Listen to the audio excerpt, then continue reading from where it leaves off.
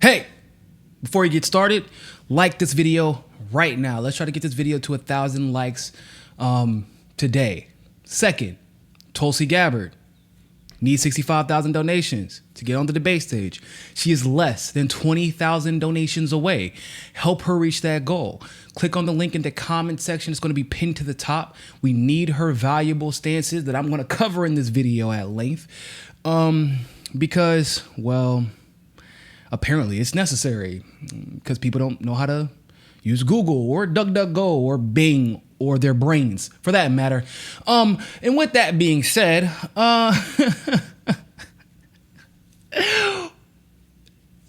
you know, it's very rare in the independent progressive world. I've had disagreements with other progressive journalists, you know, and we've managed to still keep a professional relationship because we all have the same goals. There's nothing wrong with that. We can have disagreements. I encourage discourse. I just had a debate with Teddy Fikre the other day about an article he did about David Sirota and Brianna Joy Gray. I always want to say Greyjoy because I have the, you know, I'm so ready for Game of Thrones. GOT! Sorry. But... And we can move on, right? We can have a professional relationship because I know he's not acting in bad faith. I know he doesn't have a hidden agenda. It's just that sometimes we can be steered in the wrong direction one way or the other. And I'm no different. I can be wrong as well. But it's getting to the point where I can honestly say I don't like Anna Kasparian. I don't like her. As in, I don't think she is good intentioned nor genuine. I question her integrity. I question her objectivity. And I even question her critical thinking abilities, honestly. Because of things like this. Take a look. I'm sorry, FXS7 says, Tulsi Gabbard is a progressive. I don't hear TYT ever mentioning her. She's not a progressive. No, that's not fair. On foreign policy issues, she's not a progressive. But no, that's also not fair. Look, and you see that? We have disagreements. We do have disagreements. Okay. And so I think Tulsi Gabbard is wonderfully progressive on many, many issues, including a lot of her anti-war stances.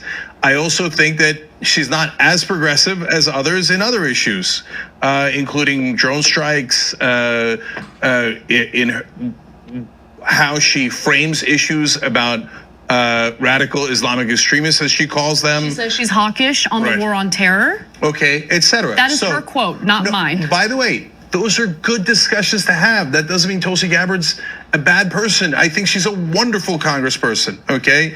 And so should you be having those dialogues? Yes, our hosts have those dialogues. And some of our hosts absolutely love Tulsi Gabbard and are convinced she's more progressive than the others in the race. Really? Anna? Really? Really? Tulsi isn't progressive now. And I like how you tried to follow up by saying, oh, she's not progressive on foreign policy. No. You had a Freudian slip. She was really trying to say Tulsi isn't progressive because that's how she feels in her heart. See, she tried to follow up with the Tulsi isn't progressive on foreign policy, forgetting that her whole thing is being progressive on foreign policy. And I do have to at least commend Cenk before he went back and put his foot in his mouth for correcting her. Because he was like, no, she is progressive on foreign policy. And that's not fair. Once again, he backtracked and put his foot in his mouth. But Anna has some type of personal animosity towards Tulsi Gabbard. I'm not sure what it is. And this is just me being Dr. Phil, of course, and this part is completely and purely speculative. But I've seen women in that age range between like 30, 27 to 30 to about 45 who have this animosity towards Tulsi that comes off as strictly jealousy. That's what it seems to be. Like they can't believe that the American public is fawning over this young, intelligent woman in the way that they are, that she's achieved so much, that she's so principled in her stances. They can't stand it. I don't know what it is. We saw something similar to this when AOC won, when people were like, I don't know, I just can't trust her. Like progressive women were saying that. I just can't trust her. I don't know what it is. I just can't trust her. Like, I'm not, like I said, I'm not really Dr. Phil. I probably would be better at his job than he would because he's not really that good at his job. I mean, he ends up making superstars, not fixing families.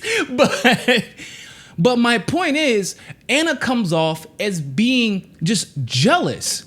I mean, what other excuse does she have for lying? Because, I mean, Anna, let's review. You start off by saying Tulsi is a progressive, and let's be honest, that's what you meant. You were trying to claim that she isn't progressive. All right. Does she support Medicare for all? Yeah. Check. Does she support free public college and debt relief for college students? Check. Okay. Does she promote election justice, electoral justice? Not only when it benefits the Democratic Party, but for everyone. So each and every vote can count. Check, check. Oh, last time I checked, she's the only progressive who has promoted election justice 24/7, 365, and introduced legislation for it. So check, check, check. And she's the only one who has all of those checks. The only one afraid to call out rigging. Check. The only one unafraid to call out the military intelligence agencies. Check, check, check. You know, all the intelligence agencies that you get your bogus information from about like Russiagate and things like that. Yeah, she actually stands up to them while you all quote them out of the mainstream sources that you're supposedly here to combat. Okay, so check, check, check, check, check. What else is there? Oh, you said that, and Jen, once again, like I said, I gave him his credit in the beginning, but then he put his foot in his mouth because he's like, oh, you know, she's many progressive on many issues that other progressives aren't progressive on, but then she isn't progressive as other progressives on other issues. No. Because the only progressive that could possibly even be perceived as more progressive in the public eye as Tulsi Gabbard would be Bernie Sanders. So let me educate you, Cenk. Let me educate you, Anna, because maybe you don't know. I like both of them, and so where I have to critique them, I don't have a problem doing so. And when I want to show them love, I have no problem doing so. And anything else in between, but also, more importantly, when someone tries to say some bullshit, I want to cuss, you know, my mama watching the show. Whenever I got to correct some nonsense, I have no problem doing so. So you said that Tulsi is a progressive on drone strikes, right? Okay. The comments that she made about drone strikes were in 2015 before she joined Bernie Sanders' campaign.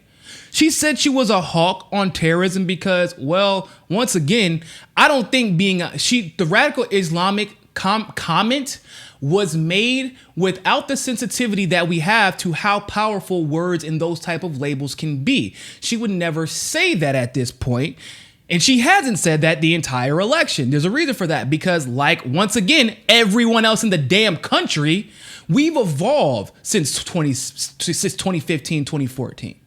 Well, at least everybody else has.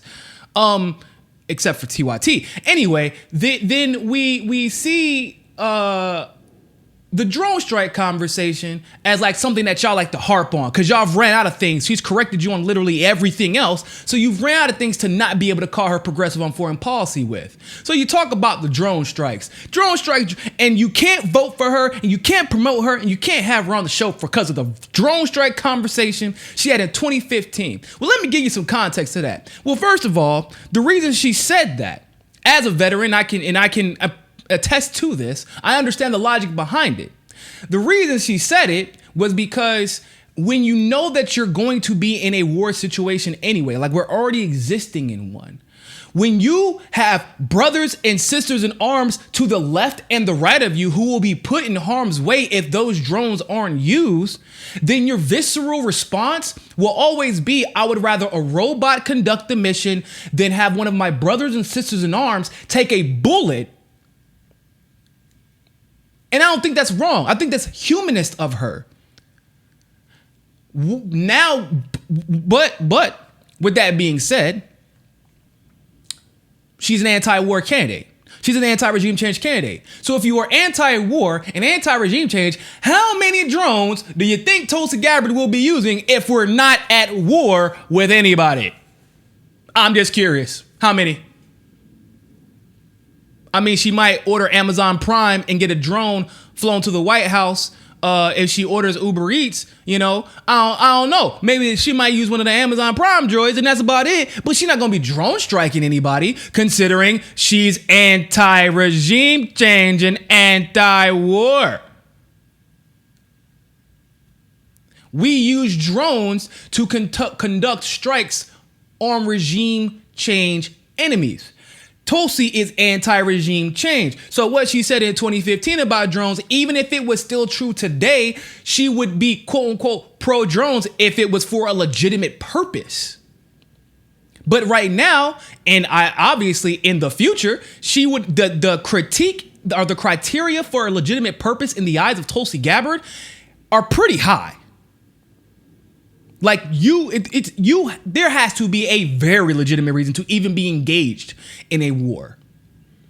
For even putting lives on the line on either side of the fence, for taking the chance on ruining international relationships. The criteria for her is strict, and therefore the odds of her even getting into the position where droids would be necessary are very limited to not at all. But what's interesting to me is that you have a critique of Tulsi Gabbard about when she said this in 2015, but Bernie Sanders said this in 2016 and 2017.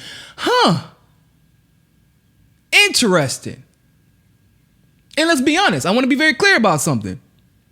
I love Bernie, man. I love him. Y'all know I got a lot of love for Bernie. Bernie's not more progressive than Tulsi on foreign policy. He isn't. He isn't. There is not a single person running who is more progressive than Tulsi on foreign policy. And if we're going to be very, very straightforward about something, overall, objectively speaking, Tulsi is the most progressive candidate. I don't want to say it's not even close, because it is close. It's close between her and Bernie. But for the issues that like radically matter to most progressives, it actually isn't close. Bernie is perceived as more progressive, and it's not like it's a misnomer, because he is extremely progressive. But here's the problem. Tulsi introduced election justice legislation. Bernie wants his policies passed. Once again, I love Bernie to death, but this is the objective truth. He wants his policies passed, but how are you going to get people in Congress to pass your policy? How are you going to get people in the Senate to pass your policies if we don't have basic election justice reform? Just the most basic level. So not only is Tulsi advocating for all the policies that Bernie wants domestically, but she's also advocating for a system that allows people to get in place to pass these policies. What's the problem? Is that not progressive? I'm confused. I don't think there's anything more progressive foreign policy wise than introducing Stop Arming Terrorism Act. Stop financing terrorism. Who endorsed that legislation? Did you hear Bernie Sanders or Ro Khanna or anyone else speak about this legislation? I think maybe Ro Khanna and co-sponsored it. Maybe. I don't even know that for a fact. But I know Bernie didn't speak on it. Don't you think that's kind of important?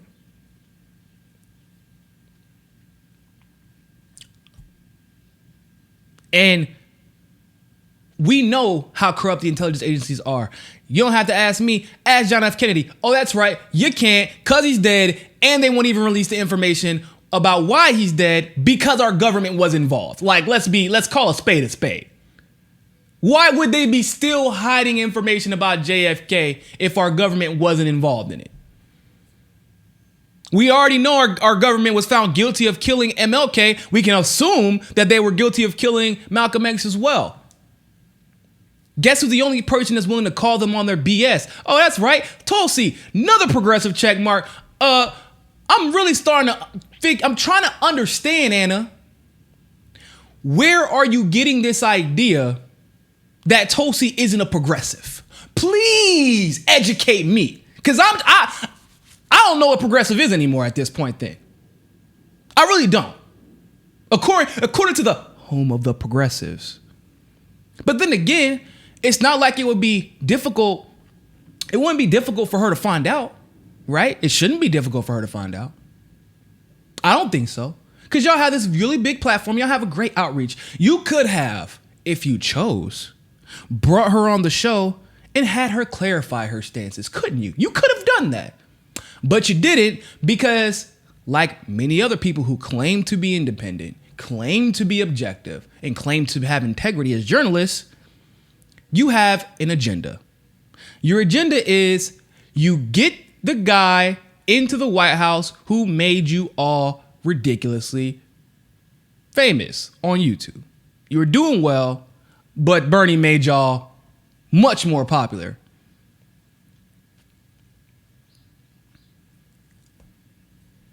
And you only cover people who are not in quote unquote opposition to Bernie. Because you all see her as opposition to Bernie, but her and Bernie are friends. Her and Nina are friends. They talk, they know it, like they're fine. They don't consider themselves opposition. They're working in tandem to get progressive policies passed, not to further their own personal agenda for their own personal success, for their own personal show. So since y'all won't give her a platform, here's what we're going to do. We're going to bring Tulsi on the show within the next week or so. We're going to bring her on the show. We're going to let her tell her story. We're going to be the first show to give her the space to elaborate on the fact that for things like, I don't know, when she went to go visit Assad, the fact that they don't say that she met with the opposition leader who actually organized the protests against Assad, the original protests against Assad. They don't talk about stuff like that. So we're going to bring Tulsi onto the show and let her tell her story, since no one else in the progressive world wants to allow her to do that. No one else with a platform, with a large platform in the progressive world, wants to allow her to do that. Because you know what? If TYT would have talked about her, would have done legitimate cover stories about her, not randomly bring them up in the middle of their show. And this was behind a paywall. Somebody sent this to me, so shout out to them.